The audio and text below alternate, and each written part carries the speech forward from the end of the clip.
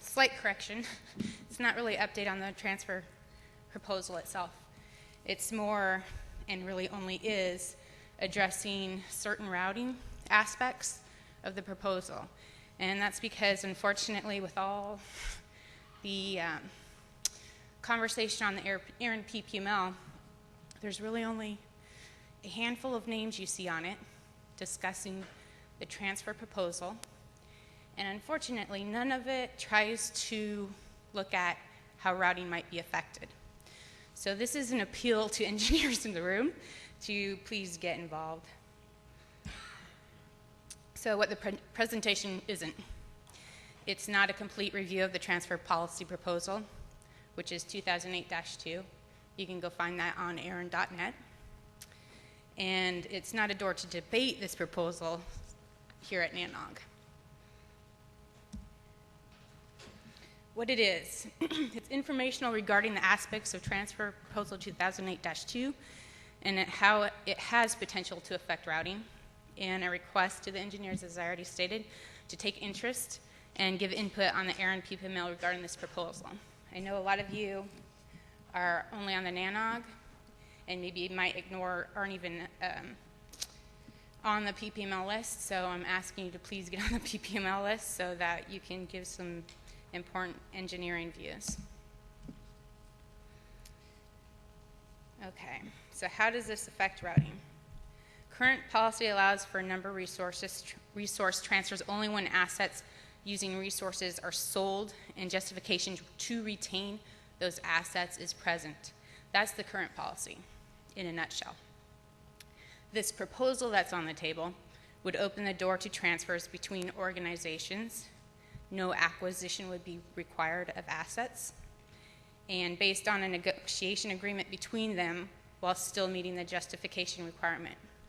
That's it in a nutshell as well, but it also can change depending on what people give input on at PPML and at the conference. Okay, how can this potentially affect the routing? Potentially, this could result in more IP4 addresses being shuffled around for use and thus create more deaggregation into the tables as opposed to those sitting on a shelf not really in use. You might view this as good or bad. This could be due to legacy or entities that just have not had an incentive to return unused address space.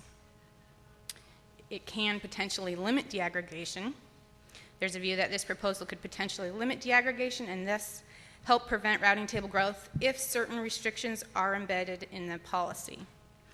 Clearly, both these bullets contradict each other, and that's the key reason why I'm here. There's a lot in this proposal that, given how it's written, it can or cannot affect engineering with the routing.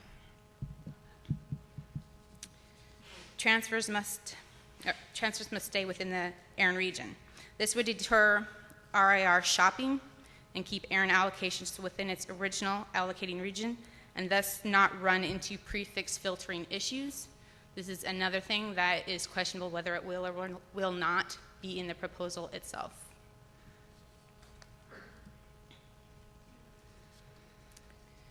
Okay, potential to allow dual stack to new networks. If this proposal works as hoped, it would make for an availability of IPv4 address space after the IANA or RIR depletion and thus give new networks a fighting chance to create a dual stack network. Again, that's another hot debate whether or not that's important or not, but there are people out there that believe that ability should be there. Potential to inhibit implementation and growth of IPv6 networks. This proposal has potential to inhibit implementation of IPv6 by creating a sense of IPv4 availability that may not really be there.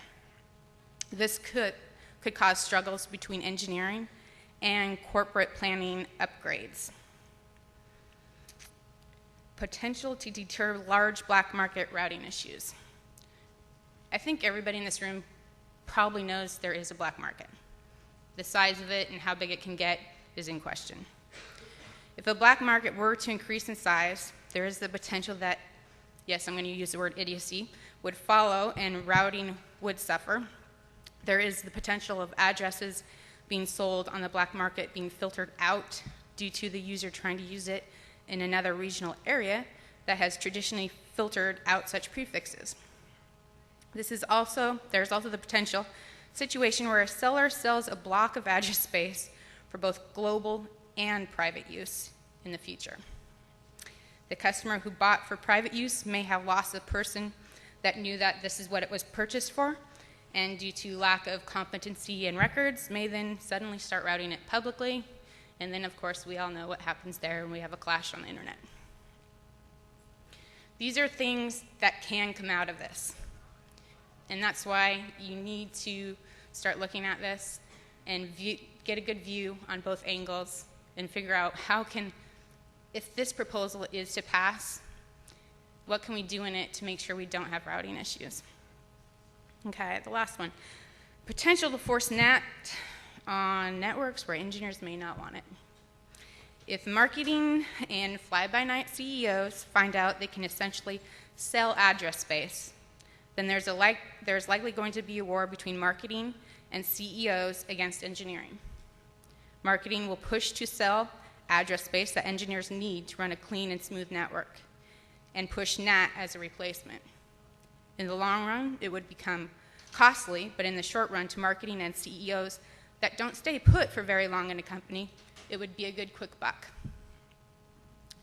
Those are just some of the aspects. I'm sure if you dig into the proposal and look at engineering, you're going to find more. So, we need your thoughts, obviously, and specifically how you see this proposal could affect routing. And what should be done, should anything be done or nothing be done with the proposal. If you really think that doing anything, writing a proposal and passing it would be a bad idea, we need to hear that on the PPML. We need all the voices we can right now, because this really is one of the most impacting and influential proposals we've had in our ARIN region, probably in any time past. It's going to affect everything. So please participate. Here's the email address. You can go on ARIN.net and subscribe if you're not subscribed. And that's it. So are there any questions? Okay. Thank you. And again, do you have a question? Or no? Okay.